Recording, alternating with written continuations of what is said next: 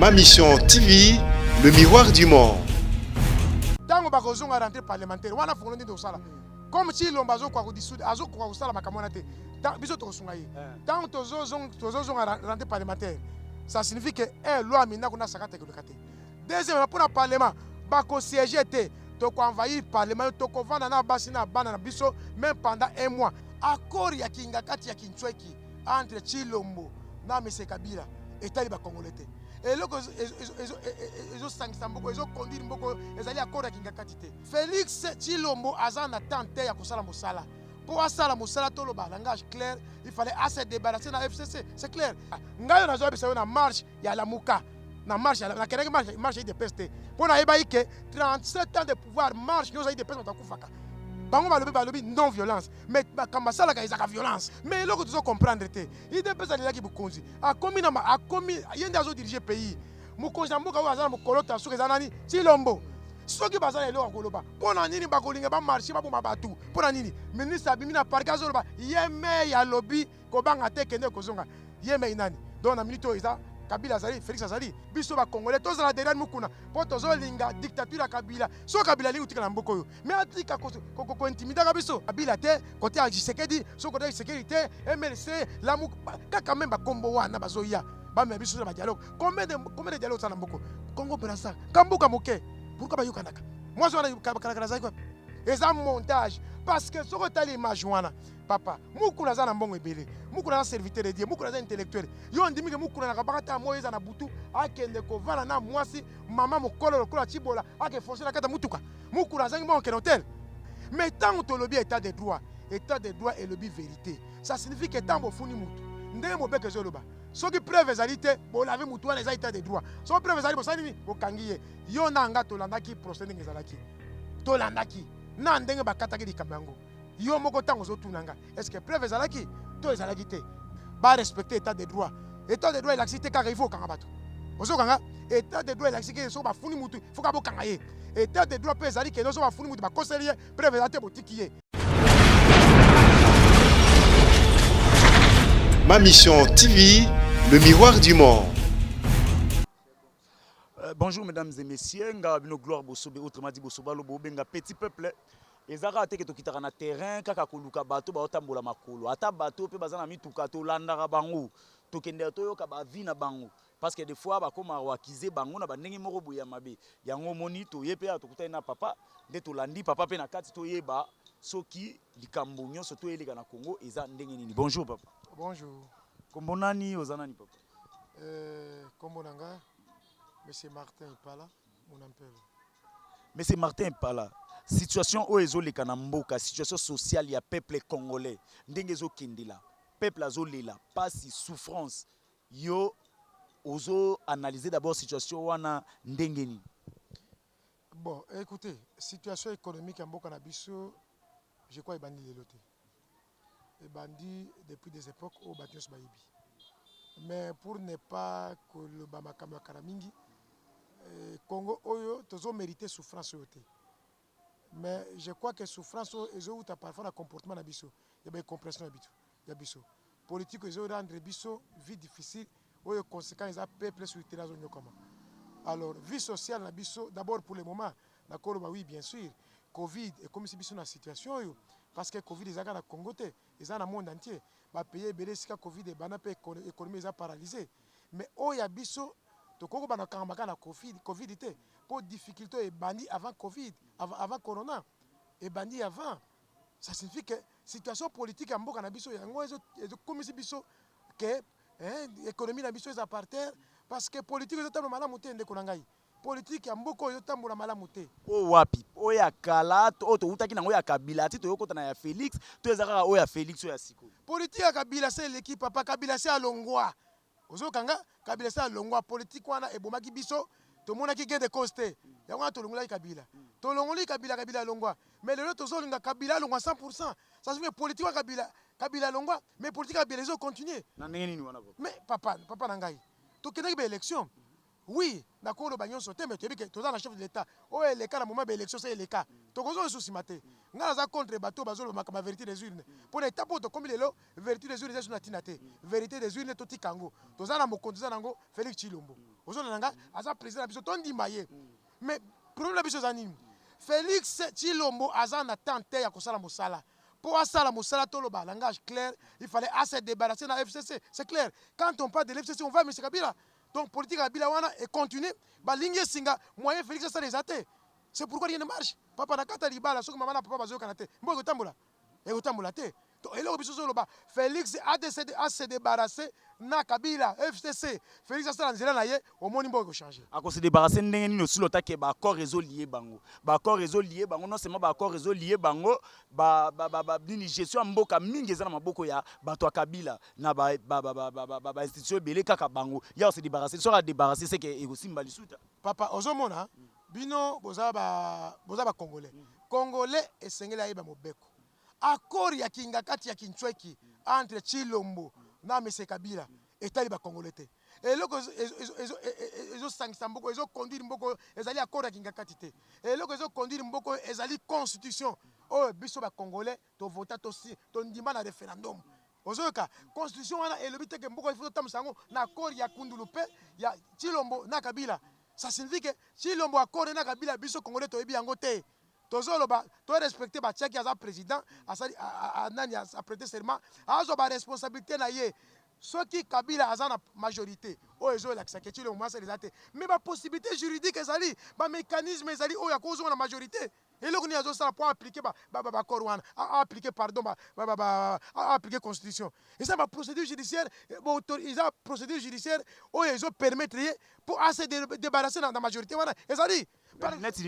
par exemple, à dissous du Parlement. Mais comment ça? Mais Ayibi, mécanisme ezali, à dissous du Parlement. Biso peuple to l'accès déjà. Yo kana bisa yo. Et là biso to sambalo. Tango ba kozonga rentrée parlementaire, wana fongo ndi to sala. Comme Tshilombo azo kwa dissous, azo kwa sala makamona te. Biso to sunga yi. Tango tozonga rentrée parlementaire.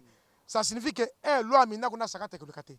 Deuxième pour le Parlement, ba ko siéger te. Toko envahir le Parlement, toko vanda na basi na bana na biso même pendant 1 mois. Député moka kokota te toko lamba kaka wanda. Soki ba kimi ku siéger wana toko na bango tikuna. So to sali 1-2 mois. Félix aza capable vite demande peuple a dissous le Parlement. Toujours la élection to monter ba député madame. Ba député o ba kopesa majorité. Toujours la ndingwana. Soki azo kokate na episode formule toko sala bongo. Biso toko siéger Parlement na rentrée parlementaire. Muto mo akota wana zate totala ba ko siéger balobilo bato bozala ba mituka bino bato bozwa mwa vie bozala ka bolobaka bo meso ko kende makambo ba mona bino na terrain papa nalobi hein na ebité ba milliers ba congolais ba tondi ebele boye biso za ba caméra privée te to kendaka ngayo nazo bisa yo na marche ya Lamuka na marche na keneke marche de peste pour na eba ike 37 ans de pouvoir marche nous a de peste batakufaka bango balobi non violence mais makamba sala ka ezaka violence idps wana makamba sala ka ezaka violence biso na sentiment te bango bazala bokonji papa na tuna yo tozaki na moment Mobutu yo monaka ba temper bien que ezaki parti te ba marché ça signifie que bata Mobutu soki bazala idée Mobutu comme azala président appliquer parce que c'est majorité populaire sikoyo tangu Kabila azaki na bokonzi idps bata marché yo so mona peut perdre marché parce que Kabila zana moko soko ba lele loko comme ça majorité populaire Kabila ko appliquer on gouvernement mais loko tu dois comprendre te il dépend ça laki bukonzi a commis yende azo diriger pays mukonzi mboka wa zana mokolota soko zanani Tshilombo soki bazana lelo koloba pona nini ba kolinga ba marché ba bomba batu pona nini mais Tshilombo pourquoi à cause de lorsque wana te oyo majorité populaire zo linga appliquer yango et ça contradiction bozana mokonzi bozo ko marché ça signifie que Tshilombo azo kokate yango wana ide pes Tshilombo azo senga biso to appuyer yango alobi boy po to appuyer to sunga ye na rentrée parlementaire soko aza incapable de dissoudre le parlement biso to ko siéger parlement pendant même 3 mois 10 jours parlement qu'ils a dissous de to longwe na basi na bana biso to balala mawana to tala na ko siéger place wana balobi que non bango Félix Tshisekedi mto azana bokonzi mais ide pes azaka na opposition tango bazo be lokwa yeso monango ndenge nini Tshilombo aza na bokonzi Tshilombo autu wapi Tshilombo aza candidat banani Tshilombo autu wapi Tshilombo aza mutu ya opposition aza mutu ya IDPS aza candidat mais oyebi ndenge tobasaki eloko wana no Kamere na Tshilombo Kamere azaki président ya INC te Tshilombo autu wapi président IDPS te Tshilombo azwi pouvoir wana ndenge nini eza en fonction ya parti na ye IDPS bakodise biso te Tshilombo aza bien et bien mutu ya UDPS batika kokosa biso eloko eza clair eza jeu na bango UDPS Tshilombo azokoka te jeu na bango Tshilombo kasi ye biloko na nga nakotanga makambo accord te nga nazotanga nde constitution yo nde olobi accord mpo nga nayebi accord te accord ekoleka constitution te biloko oyo asalaki kuna na Kabila ebalukili ye azokoka kobenga na Kabila te kosala divorce na Kabila te yango wana komi kosenga biso peuple tobima tosunga ye yango nga mpe reposo tozosunga ye na rentrée parlementaire biso tokovanda basi na bana na biso ti jour aki dessous de parlement. Donc bino olinga bolo bake no Tshilombo en réalité le président Félix Tshisekedi n'a pas le pouvoir. Papa nalobi hein yo na nga aza na pouvoir to aza na pouvoir te yo mozo mona mboka zo marché dollar eza na combien lelo dollar eza na combien pour na nini aza na liberté ya kotoba ba décision te mikano te pour na nini parlement wana ezokele te. Mais dans la constitution, il y a ouverture des alliés. Son parlement, ils ont marché. Parce que le parlement, en principe, il faut marcher ensemble dans la présidence. Il ne faut pas y aller. Ce que le parlement, vous savez, contredire, il y a des salawana. Ce parlement, vous savez, voter la loi anti-peuple. Pourquoi ils ont gardé le parlement? Ah, il y a une réponse. Pour l'année, ils ont marché. Dans le poto, les troupes, il y a des dirigeants, il y a des réponse. Donc, dirigeant de Bazamabé. Mais répondre à peu c'est ils ont marché pour la nini pour biso za ba troupe to za na mokonzi o ya za chef de l'état pour la nini ils ont marché te siko to pesa faute pas peuple te c'est que mokonzi ye ayeba ko sali la poto koma na ndenge to zo linga soki bongo te biso to miso en charge to ça to ko sala pour ndenge bandi boy ko sila te to ko lemba te to ko continuer ti na suka affaire ya pasteur Mukuna yo zo mona ngondenge nozo juger ngondenge est-ce que les affaires politiques to les affaires normales papa ngai ozo mona nga na za politicien ozoka bakoko za biso te to koli na mboko to za étranger te affaire ya Mukuna eza pirement politique ozoka tata nanga eza pirement politique mwasi wana komone nani mwasi wana nani Chibola wana affaire ya Mukuna bangona Mukuna so mbala kuva ebani lelo te papa nanga mwasi wana bana ko zela ni po ke funa Mukuna eloko liboso ngwana azeli kaka moma Mukuna aye ko déposer plainte contre M. Kabila aye ko déposer plainte contre M. Kabila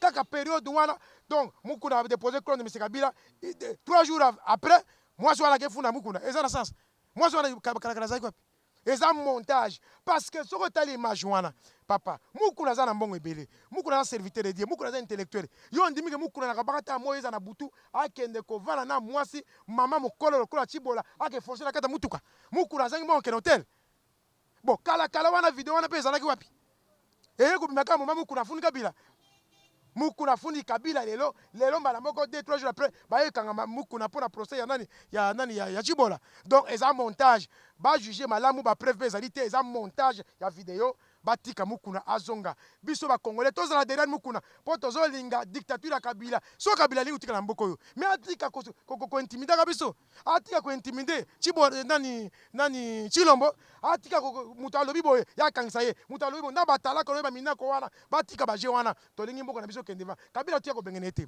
mais atika biso atika bato lelo bazali ba diriger mboka batika ko intimider wana eza intimidation justice et la Mukuna ebimisa ye preuve ezalité eza ba montage papa boye yozo kotela Mukuna te po balobi bino bato bozaka na bajipa bosalaka makambo mabe makasi na kati ndewe po zobanga ke lobi likambo pe ye la yango zo mikotelela déjà Mukuna na minute te ngai naza fonctionnaire à l'état tata papa ngai naza fonctionnaire à l'état nako kotela Mukuna te ngai na expliquer yo na lobi boye mama wana Chibola wana affaire wana umeli azalaka wapi pona nini kaka tanga Mukuna accentuer dossier ya bafu bakanga Kabila mbala moko makambo ya mama wana ebimi. Et puis, si on regarde le film, on a la vidéo, et ça montage. Est-ce que Mukuna amelaki masanga pour que ça biloko na kata mutu azangi mbongo na hôtel. Donc ils ont aventure. Donc tout ça va de comprendre que ça déjà montage, et ça politique. Mukuna aza passer. Bien sûr à côté de la politique, comment on va politique, mais vérité c'est que Mukuna violaki maman wana te. Aza mwana muke pété. Donc batika biloko wana Kabila yo sana batené wana batika ngo. Tolingi de kimia. Tozo lukande tozo ali patolia. Atika biloko pa mwana. Lipo baolo bezalaki soki na kombe baola que ça serait Kabila ningi zaki na lelo ningi komi ya 200 francs. Mais non azo bloqué ngo. Tolobik boye. Atika Tshilombo asala musala. Yenda azo bloqué Tshilombo atika asala musala. Atika ye mandat ezana une année et demie. Toko tala Tshilombo continue. So akokite Tshilombo toko benga na ye papa. Na 2023 élection ezali. Mais alongwa ya c'est alongwa. Na système de salini alongwa. Atika Tshilombo. Soki na échec, so na victoire na ye etalié. Biso to juger. Ya azo cha bakale pona nini? Azo tia bakale pona nini yo landaki balongoli ministre asali infraction ya justice membre ya FCC ake kuna ministre abimi na parquet azoloba ye me ya lobi kobanga te kende kozonga ye me inani donc na minute oyo eza Kabila azali Félix azali atika biloko wana ba trafic d'influence tolingi alongo apema na kimia tobengene te apema na kimia atika Tshilombo asala mosala so Tshilombo akoki te biso tokosanctionne na 2023 esili tomona échec na ye esili atika biso kimia appel à caméra ozomona ke noir ozala laver peut-être bon ndeko na ngai histoire ya kamere epesaka passe kamere aza quand même motu moko asali toyebi parcours nde na moko oyo kamere mpe aza moto ya liboso ayibi te biso mpe tokoki koapuye teke moto ayiba biso lelo tozosouffrir bambongo ezomonana te tokolinga te toyaka moto te ayibi bamilliard biso tosepela mais ntango tolobi état de droit elobi vérité ça signifie que ntango bofuni motu ndenge mobeko ezoloba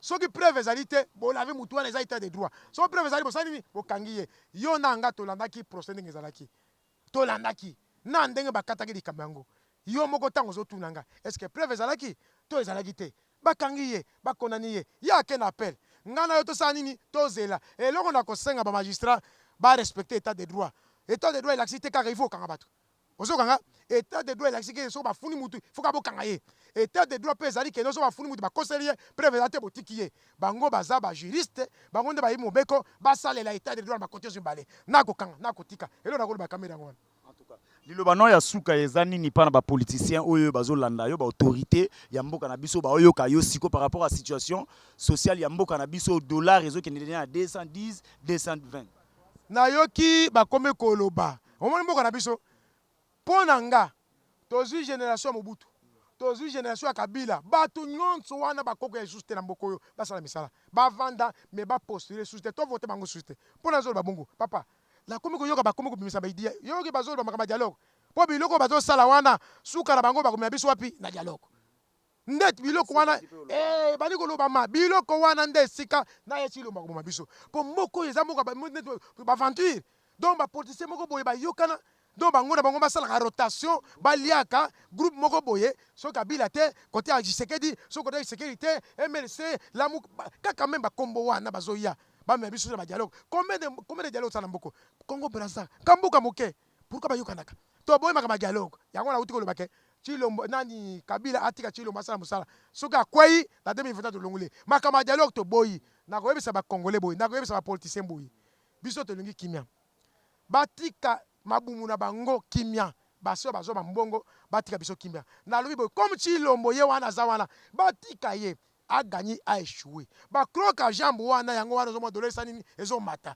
batika biso to mesana na passe na biso to mesana me batika mutu asala mosala na ye asoka kwei to kolonga na 2023 soka kwei pete to tandinga to sala mais pour na passe au batika biso ba jena bango wana to boy dialogue batika ba kroka jambe po ba kota na pouvoir biso to nyoka maka o nyo za ba conséquence ya incompréhension na bango to lingi ba yokana batika ba je biso mboka ikene liboso donc message na ngai eza message d'amour batika bakroka ja bamesana badialogue bamesana bandaka molili po biso tonyoka maka tozwaka nini lelo ata bazoloba état de droit bakondane kamere fois azongisa 48 millions soki kombe bazoloba wana soki 90 millions soki kombe jamal bato nyonso bakondana papa mbongo wana ntango soki kamere azongisi bato wana soki asolo ayibaki mpo ngai azoloba te kamere ayiba mpo ngai naza juriste te nauti soki état de droit eza nini soit bafundi yo oza victime okangami oza victime te batiki yo c'est ça l'état de droit bajuge bajuge kamere maleo bayiba biloko mibale so amoni ke preuve ezali te batika ye so preuve ezali bakanga ye état de droit elakisi tika kokanga motu sikoyo mbongo wana ntango ekozonga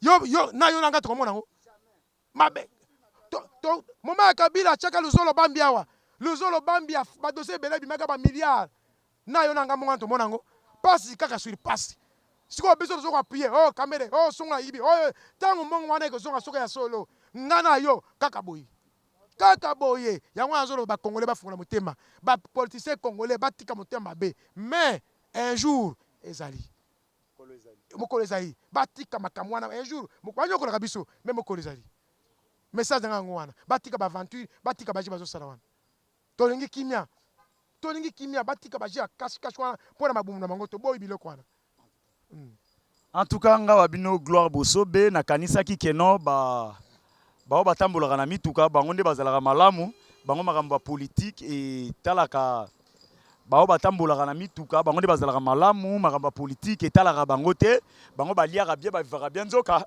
koyoka papa na landi ye awa ye mpe aza mpe kaka na pasi lokola biso donc mingi ya koloba eza te nga bino petit peuple bozomona ndenge tozotambola numéro yango wana papa tokomi na suka numéro yango wana s'abonner koma oyo oza nango mposa alobela biso nani tokolanda epuis ekozala malamu mpo na nga na suki awa mokolo na lelo tokutana lobi nakokende kolukela bino place mosusu mpona tolobisa bobele bato tosuki awa mpona lelo ciao bye merci. Ma Mission TV, le miroir du monde.